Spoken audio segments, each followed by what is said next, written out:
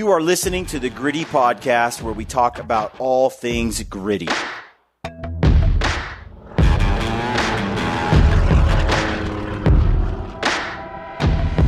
I learned that trick on YouTube from some dude. Yeah, there's a ton of different methods, and everybody has what they like. What's the trend? What's sort of the popular thing to do?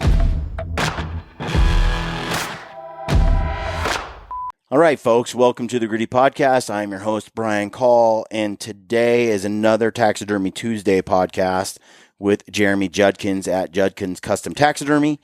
And today we talk about home care after you get your mount home, or, when it's hanging on the wall, how to take care of it. How do you keep them from going bad, where you should display them so you don't destroy them. And then there is some things you can do to get them cleaned up or even some different repaired products or to clean them. Get that shine if you like that shine on your mounts. So check this one out. Before we get into that, I want to remind you that you have until March 22nd to use the code GRITTY at Borderland. Yep. Our buddy Coulter Day makes those antique, old-timey pack boards. We've talked about them on all of these episodes. Use the code GRITTY over there, and you save a lot on that pack board. It's 20% off right now. Yep. Go check it out. I think every dude would enjoy having one. And the links are in the description field of the YouTube videos, as always. And also Iron Mountain skull hangers. He makes the best ones. If you have a table mount, you got a Euro, you have one you want to put on the wall. He has some awesome shed hanger ones. You can go to his Instagram and check it out. Yep. He has 2 rams that swivel and fight each other. There's some really cool stuff. He'll do custom work. But if you go to the Initial Ascent Backpacks website, you'll find them there. He's got them in the shop over there. Use the code GRITTY and you'll save. And also, if you're shopping for a backpack, you need one, go to Initial Ascent, get one there, use the code GRITTY. You're going to save a good chunk of money on those backpacks. And they're my favorite packs. I've used, I think, every pack that's out there. I put them through serious testing. For my money, that Initial Ascent pack is up there on my favorite. Just the frame. The frame is genius. I think the bags are, that 6K is more than 6,000 cubic inches. I pretty much used it on every single hunt last year except for one, and I go on 10-day expeditions. And the only hunt I didn't bring it on was one where I had a pack raft and I just needed a little extra space. So those of you that are worried about it not being big enough for a 10-day hunt, it is. And in the meantime, they're coming out with new bags. I wouldn't wait for a new bag. I just get it. And then when they come out with the newer version of the bags and new designs, just get a bag and it just switches. I mean, you just swap it in and out, put the new bag on the frame, and you got both. Use the code GRITTY over there and save. Also, Peaks has a new headlamp out, which we mentioned before. They're the company that makes the trekking poles that we use and the gaiters that we use. This new Peaks Duo headlamp is awesome, and we put this through the test, Ryan and I, for a good year and a half, 2 years. What I absolutely love about that is, because I don't always need a super bright light, but on the lowest setting, it's still bright enough that you're not tripping over stuff you can still see, but then has the possibility of being super bright. It's also if you're in bear country, whatever.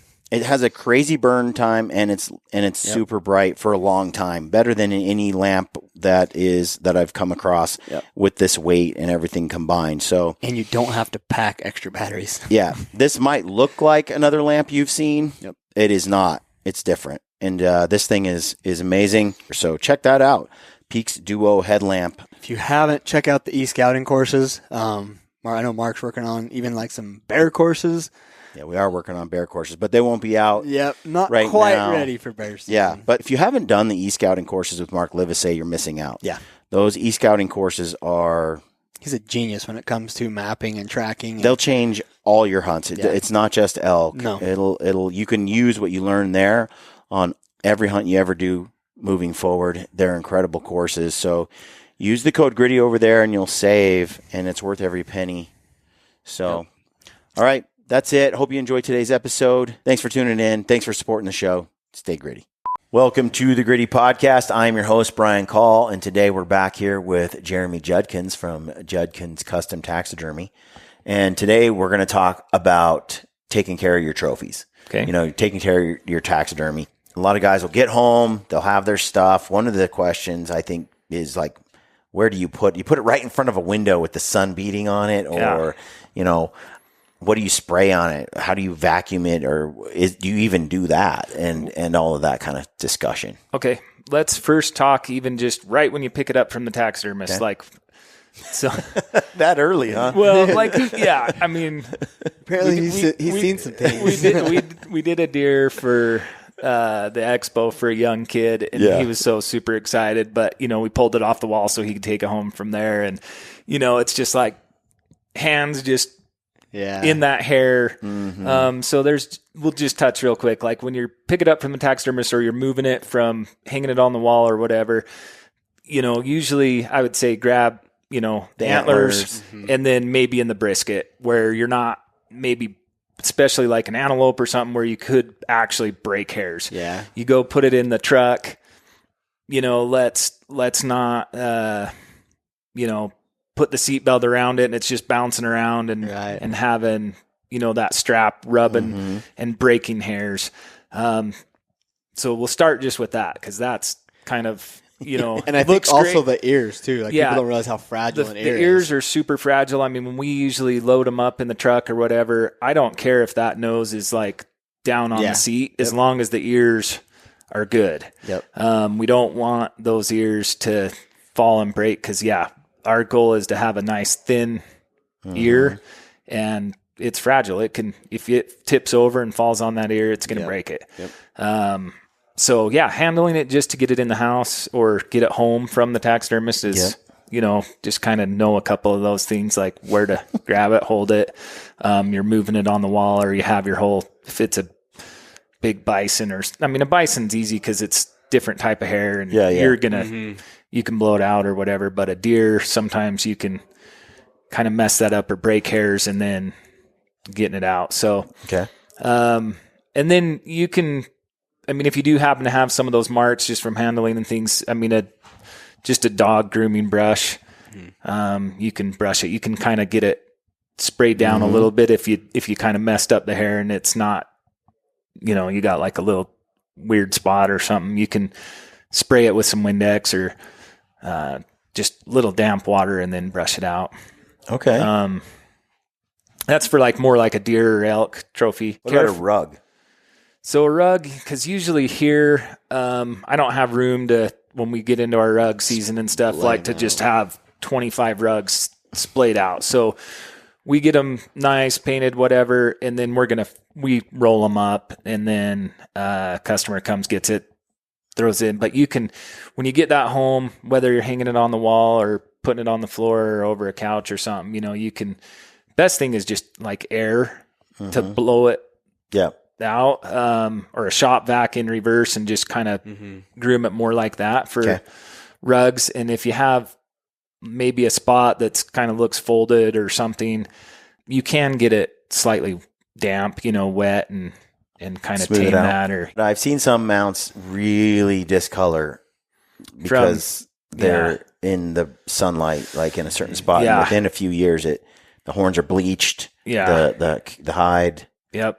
It's horrible if you don't have, the worst thing for placing a mount is, right next to a window that you have open all the time or get a lot of sunlight.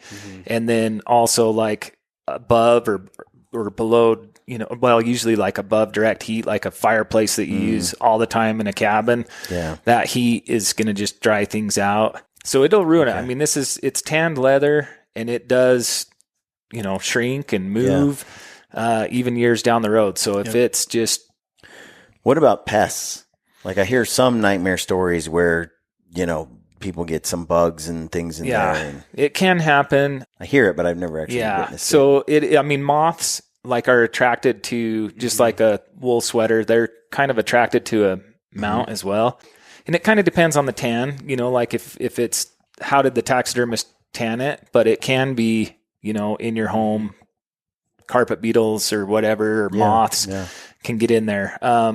If you're storing it in like a storage unit or anything like that for a time or a garage, I would say definitely maybe get some bug bomb stuff. Or what about the horns? You see situations where they wash the horns and lacquer them. Yeah. And you see where people just leave the dirt just on there, and it's just the way they found it. And I think some people have sprayed over the top of whatever's already on the horn. Yeah. And what's the trend? What's sort of the popular thing to do? And we usually don't do anything. We usually get the blood off and or any. I mean, we clean them, but we're not necessarily putting lacquer or anything like that. Just from experience, like my grandpa's 262-inch deer. Yeah, shellacked. He's shellacked. Yeah, like that thing. And when it was on the Eastman's deer tour for a year, and then kind of went around different places. But he shot that in like 1905. 66. Okay. But he, like I said, had the lacquer and everything on it, and trying to get that off and trying to keep a natural colored antler. Yeah, it's almost impossible. I think they used like shellac or something that does not come off easy with like normal. If it's lacquer, you can strip that off pretty easy. Yeah. But I think it was more like a shellac or something. And it is like caked on there. Yeah. Ben shot that one horn bull, and he just left it outside. It bleached white. I got coffee grounds, and I smeared the grounds all around it, soaked up that color pretty quick and easy, and I think I used steel wool, and I brushed it up, and it kind of it got all the high spots went back to the other shade, so you had the dark and the contrast, and in the end it looked as real as the antlers I saw next to it. Yeah, I tried some other methods, but the coffee grounds was by far the most. And I think, correct me if I'm wrong, Jeremy, the big thing is just you're not going to be handling that a lot, because then it will. Well, what I did was after that, I put lacquer, like I don't remember what it was, a spray on, like matte finish on there. It had no shine, because like you said, if I touched it or anything, it would just kind of come back. But once I sprayed it thoroughly, you can touch it and everything, and it did great. So I don't know what taxidermists do. I learned that trick on YouTube from some dude. Yeah, there's a ton of different methods, and everybody has what they like a Minwax stain. Or I looked at that. I even tried some of that, but I liked the coffee grounds. Yeah. So usually when we're doing, most of the time when we're doing it, it's either sheds or something, or it's possibly like we're rebuilding an antler. Like for us to repair an antler, we actually make molds and do it just like how the replica antlers are. And so we use a lot of like oil paints and different things. And then, dirt, like we'll try to match that antler the best we can. And then, usually after we're done with that, we'd seal it in with non-yellowing build up. That's old shellac stuff. But you can restore color back in them if it's that. But the capes next to a window that bleach out, that mount's going to be kind of toast unless you replace the cape and remount it. I was going to say, all is not lost. Generally, a guy can come in with something that's looking like garbage now, and he could have you redo the mount. Yeah, we can definitely we do that all the time, like where somebody has an old mount that their grandpa shot, or maybe even they shot. New cape on it. New cape, remounted. Most of the time it's not worth salvaging. Trying to salvage something that has broken ear and split lips. We do it. We've had stuff fall off the wall before, and they just like broke the ear and broke the skull plate or whatever. And we can sometimes fix it. I usually look at it and go, if I can fix it in under like 3 or 4 hours, then maybe we'll just keep it the way it is. But if it's going to take me longer than that, we might as well remount it.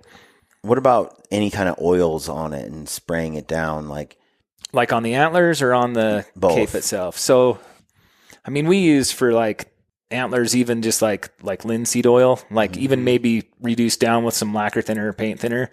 And that can give a nice glow to the antlers or horns, like antelope or something. It's kind of shiny at first, but it dulls down usually after a day or two. Yep. And then for the capes, they have some like sheen sprays if you want it kind of lustery, shiny almost, but we usually don't use that. We usually will just clean that with like I say, air is a great thing to start with. Like Just vacuum, or if you got a shop vac, you can vacuum it or an with air the compressor. direct. Yeah, air. We use air here, so I have pet blowers, and our stuff gets dusty every couple weeks. We just blow it out, and then maybe recomb it, or Windex is awesome for spraying on stuff. Yeah, that's what I've used, a little bit of Windex. Yeah, Windex. They do have the Velvet Antler Technologies.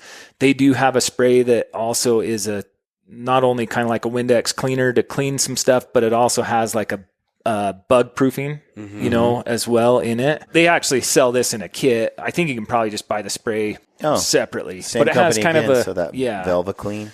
Yeah, so Velvet Antler Technologies. This has some bug repellent in there, which I'd recommend. Like I say, you never know if a moth or it's better to protect them. And so I'd say if you're going to buy something, a cleaner, I'd probably buy that just to help with that. If you do notice, like one day you walk in and you're noticing that there's, not just when you're combing it, but like say you notice some hair that's like on the ground or next to your mount, or just those like little sawdust shavings almost, then you probably have a bug problem, and you probably need to do the entire trophy room or whatever with bug bombing or right.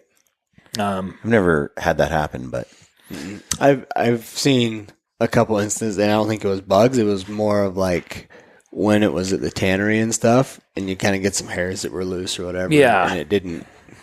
They're pulling out. Yeah. And I think that I've seen it. Like I had a guy one time, he's like, I had this bison in storage and a little bit of hair's falling out. He brought it here, and I'm like, that's not coming in the shop. Like that's, clumps of hair coming out. Nothing I can really do for you. Like I can't start over. Pull those horns out and redo it. Yeah, it's just, if you notice any of that would be time. But if it's tanned properly and you're in a, you shouldn't have too many problems, especially if it's in your home. Yeah. Okay. Brad, you got any more questions on trophy care? Anything else? I just, when I'm hanging them out, I'm picky. I go to the extent of I'll take like a butter knife or a credit card, and I will put it behind the animal, so it's like looks like the animal's in the wall. Don't have hair splayed out this way. I'm just picky. Well, like and that's a good point too. We didn't really talk about that, like on hanging them. A deer, you can probably get away with like going in sheetrock with a sheetrock screw, or whatever. Like a toggle thing, toggle bolt. An elk, I don't think I'm gonna. You want to hit a stud. You want to have a good solid lag bolt. Some of our heavier mounts, we put even like a different hanger on it where it's got two. Just in case. Some of those things like that Cape Buffalo out there, I feel like it's going to pull the dang studs out of the wall. Yeah, right. Like it's heavy. But just the boss on the horns and stuff. That's just a big, they're heavy. Big, so heavy. Make sure you have it in a good stud, because we've had it. Like after that big earthquake that we had here, I don't know how long ago that was, a year or two ago, but there were a few guys that my mount fell off the wall. So make sure it's good and secure. Some of the hangers, like I've had guys that hung it up on the back, and instead of hitting the hanger, they hit just the fur that was like stapled down, and one little bump, and that thing's on its face. So all right, I think that kind of covers that. I kind of want to pick your brain on taxidermy ideas, on the next show. Okay. Like different options for mounts, and let's say a guy has a room full of heads, what else can he do to sort of spice up the room? Sure. Or the walls all filled. I'm really interested in some life size, but where do you put them? How do you display it? That bear out there is super cool that you have that full body, and it's like, I like how it can, right now it can just wheel to where you need it. Yeah. But I want to get into that. So folks, check out Jeremy over at Judkins Custom Taxidermy. Links are always in the description field of the video. You can hit him up on the phone or through your social, through Instagram. Yeah. Email him, and got any questions, and he can answer those for you. Yep. Sounds good. All right, folks. Thanks for tuning in, and stay gritty.